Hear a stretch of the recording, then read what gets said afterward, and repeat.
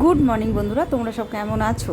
আমার চ্যানেল ঘরে ও বাইরে রত্নায় আমি পিউ চলে এসেছি। সকাল সকাল বেটুরামকে স্কুল পাঠিয়ে আমি সমস্ত কাজ তাড়াতাড়ি করে সেরে নিলাম। বিছানা বাগানো, ঘর ঝাড় দেওয়া, মোছা, কাপড় গোছানো, সমস্ত কাজটা মোটামুটি কমপ্লিট করেছি। এবার রান্না করার পালা। সকালবেলা তো ওয়েদারটা ভালো ছিল, হালকা রোদ উঠেছে, কিন্তু এখন দেখছি ঝিমঝিম ঝিমঝিম করে বৃষ্টি পড়ছে। হালকা ঝিমঝিম বৃষ্টি পড়ছে। ওয়েদারটা কখনো সূর্যমামা উঠছে, কখনো দেখছি আবার। যাই হোক, এখন ছোলাগুলো ছেঁকে দিলাম। এখন খানিক পরে দেখছি আবার রোদটা উঠেছে।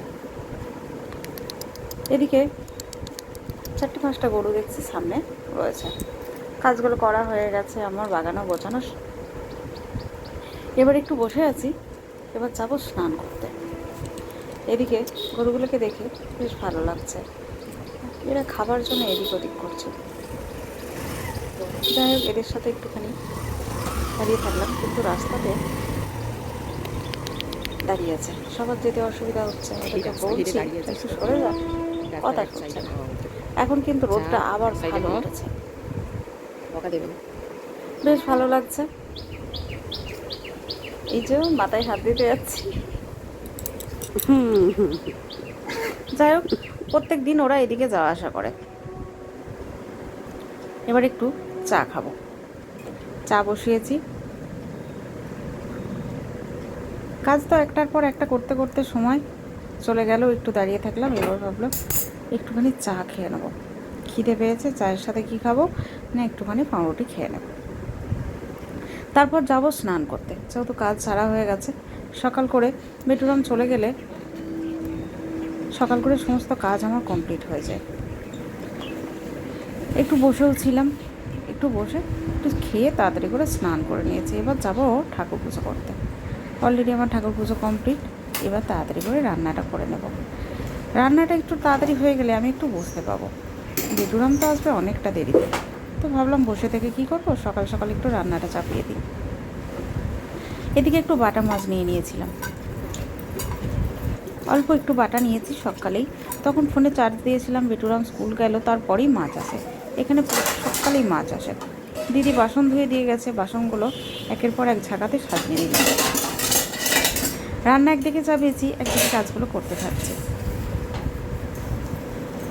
টমেটো, পেঁয়াজ, রসুন, আদা সব অল্প দিয়েছি। একটু সর্ষে জিরে গুঁড়ো দিয়ে আমি ভালো করে মিক্সিতে সব রকম ঘুরিয়ে নেব।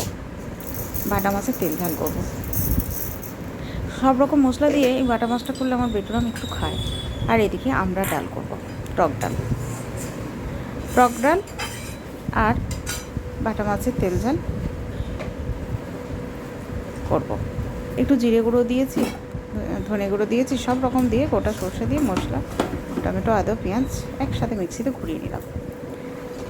ওদিকে আলু পটল ভাতে দিয়েছি। একটু চিনি দিয়ে দিলাম টক ডালে। মিক্সিতে মশলাটা ঘোরানো হয়ে গেছে, কমপ্লিট। একে একে মাছগুলো ভেজে নেব।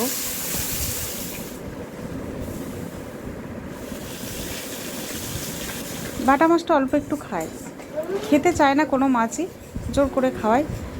আর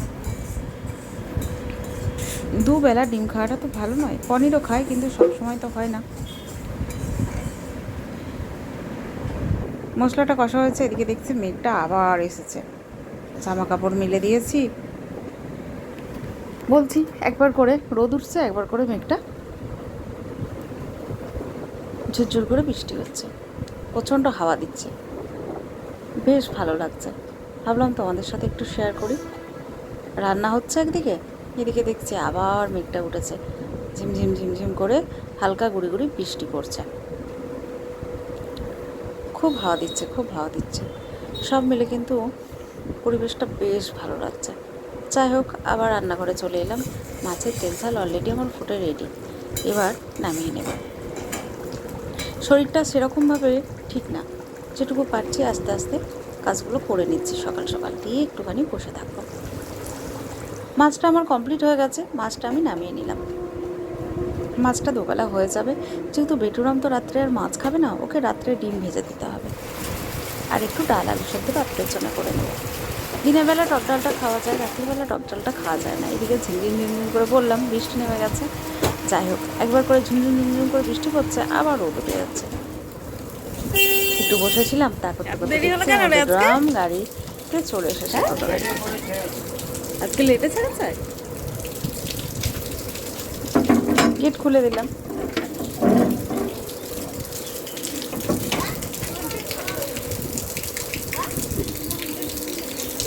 আর ব্যাগটা কি হয়েছে? কি ভারী হয়েছে, না। কত রাজ্যের জিনিস ও এদের ব্যাগের ছেড়েছে মধ্যে আজকে? কেন রে?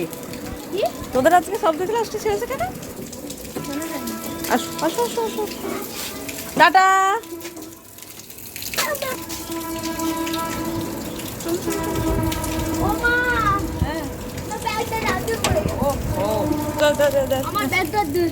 এত ভারী ও চ চ চ চ 5 কেজির ব্যাগ হয় আর এটা আজকে 20 কেজি হয়ে গেছে। ও আরে আরে তো ভারী ব্যাগটা 20 কেজি না বলবে না কেন?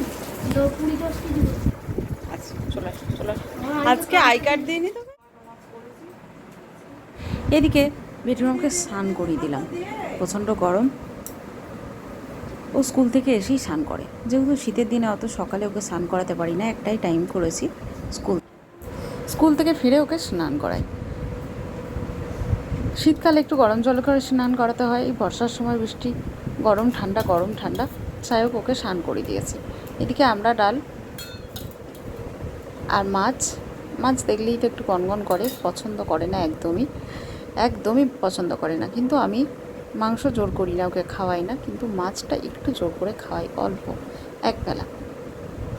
যাই হোক, আলু সেদ্ধ, ডাল, মাছ দিয়ে ওকে খাওয়াচ্ছি। মুখটা দেখে বুঝতে পারছেন যে ওর মুখটা কিন্তু আজকে একদম খাবার দেখে খুশি নয়, আমি তো বুঝতে পারছি। খাইয়ে দিলাম যাই হোক করে। এদিকে বললাম বাবা একটুখানি ফল ছাড়িয়ে দিই। টিফিনে আজকে ফল দিয়েছি, আম দিয়েছিলাম, কলা দিয়েছিলাম, আর আপেল কেটে দিয়েছিলাম। বেদানাটা দিই না, ঠিকঠাক ছাড়িয়ে খেতে পারে না, ওই জন্য বসে ওকে খাইয়ে দিতে হয়। বীজগুলো আস্তে আস্তে খেতেও টাইম লাগে, কষ্ট হয়, তো একটু চুষে চিবিয়ে খায়। তো আবার বীজগুলো ফেলতে হলেও কষ্ট হয়। আমি ওকে বেদানা খাটা বেশ ছোটো থেকে রস করে খাইয়েছি, তো ওর এখনও অসুবিধা হয়, রস করে দিলে ওর যেন ভালো হয়, কিন্তু আমি ওকে দেখাই যে আমি যেভাবে খাচ্ছি তুই সেভাবে খা। যাই হোক, ওকে বেদানাটা অর্ধেকটা একটু মানে আধ পাকা ছিল। খাওয়া দাওয়া করে দুজনে বেটুরা আমি ঘুম দিয়ে দিলাম একটা জমজমাট। ঘুম থেকে উঠে বেটুরামকে বললাম একটুখানি হারমোনিয়াম নিয়ে বস, অনেকদিন বসা হয়নি, একটু গান করে না বাবা, একটা টিউশনও ছুটি আছে, তো টাইমটা আছে। বললো ঠিক আছে মা, আমি করে নিচ্ছি। যাই হোক, ও কিন্তু বসে পড়লো, যেহেতু অনেক দিন হারমোনিয়ামটা মোছা হয়নি, ভালো করে মুছে পরিষ্কার করে নিলাম। ও প্রণাম করে বসে পড়েছে, ওকে আমি ডায়েরি দিয়ে দিলাম, ও পড়তে থাকুক। এদিকে দুধ গরম করতে চলে এসেছি, ও এদিকে রেয়াজে বসেছে। দুধ গরম করে ওকে একটু হরলিক্স দেবো, হরলিক্স খাওয়ার পর ও যাবে পড়তে। তো সকাল থেকে যা কিছু করলাম সব কিছু তোমাদের সাথে অল্প অল্প করে শেয়ার করলাম। কীরকম লাগলো অবশ্যই কমেন্টে জানিও, ভালো লাগলে লাইক কমেন্ট শেয়ার করো। আজকের জন্য তাহলে এখানেই টাটা, গুড নাইট। এখন আমি আমার বেটুরামকে রাত্রে পড়তে দিতে যাচ্ছি, ও আসবে 9:30 করে। তারপর একটু গরম গরম ডাল, আলু ভাতে আর ডিম ভাজা করে নেবো, তাহলেই আমাদের খাওয়া দাওয়া যাবে। তো এখন ওকে পড়তে দিতে যাচ্ছি, আবার আনতে যাবো। এখন টাটা, গুড নাইট।